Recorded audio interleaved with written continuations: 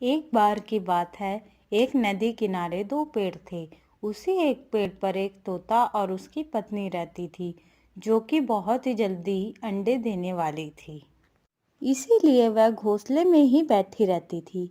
तोते के ऊपर तो सारी जिम्मेदारियां थी, तो वह ही बाहर दाना पानी के लिए जाता था और अपनी पत्नी का भी पेट पालता था। इसी प्रकार कुछ दिन बीत जाते हैं और अंडों से बच्चे निकल आते हैं, जिसके कारण अब वह अपने घोंसले से एक पल के लिए भी नहीं हटती थी। वहीं तोते के पैरों में परिवार की पड़ी बेड़ियां उसे बैठने नहीं देती थीं। जब तोता खाने की तलाश में बाहर जाता, तो कभी कभी उसे भोजन न मिलने पर खाली हाथ ही वापस आना पड़ता था, जिसके कारण उसकी पत्नी उसे लापरवाह समझती थी और कभी कभी तो उसे लापरवाह कहकर भी बुलाती थी। और तो और उसका बच्चा भी उसे लापरवाह कहकर बुलाता था, जिसने अभी सही से खड़े होना भी नहीं सीखा था।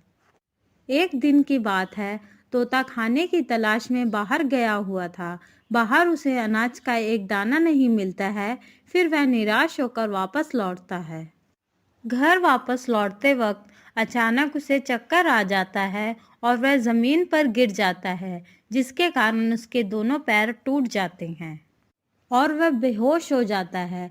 कुछ देर बाद तोते को होश आता है, तो वह देखता है कि उसके दोनों पैर टूट चुके हैं, तो वह बहुत दुखी होता है। कई बार कोशिश करने पर भी वह उड़ नहीं पा रहा था। फिर वह एक बार उड़ जाता है और अपने घोंसले में पहुंचता है। तोते को खाली हाथ देखकर तोते की हालत जाने बिना ही उसकी पत्नी उसे बुरा भला बोलने लगती है। फिर तोता उसे सारी बात बताता है, तो उसकी पत्नी कहती है, क्या तुम्हारे अंदर इतनी भी शक्ति नहीं बची है कि तुम सही से उड़ सको? पैर तोड़कर बैठ गए ताकि तुम्हें मेहनत ना करनी पड़े। अब तुमसे कुछ नहीं होगा, जो करना है वो मैं खुद करूंगी। तुम घर बैठ जाओ। फिर उसकी पत्नी उसे बहुत खरी खोटी सुनाती है।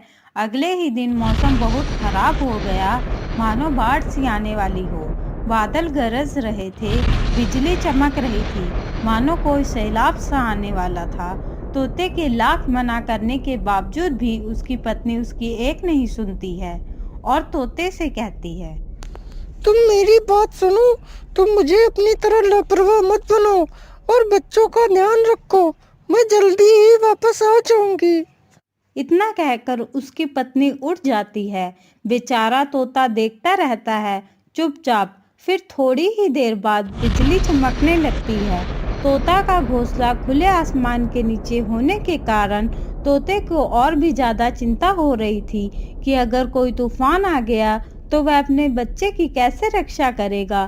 तोता इतना सोच ही रहा था कि अचानक से तेज बारिश के साथ ओले भी गिरने लगते हैं। पैरों से लाचार तोता बेचारा बच्चे को कहीं ले भी नहीं जा सकता था। फिर तोते को कोई उपाय नहीं सूझता है, तो वह अपनी चिंता किए बिना अपने पंखों को फैला देता है और बच्चे को पूरी तरह ढक लेता है। उस दिन बच्चे को अपने पिता को इस प्रकार देखकर उसे यह पता चलता है कि पिता क्या होता है। उधर तोता पत्थरों की चोट से घायल होकर अपना दम तोड़ देता है, लेकिन बच्चे को एक खरोच तक नहीं आने देता है।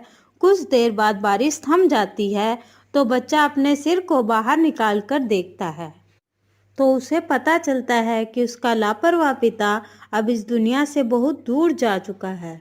यह देखकर बच्चा रोने लगता है। कुछ देर बाद उसकी पत्नी आती है, तो वह देखती है कि तोता दुनिया को अलविदा कहकर जा चुका है। तो उसकी पत्नी गम में डूब जाती है और अपने आप को कोसने लगती है।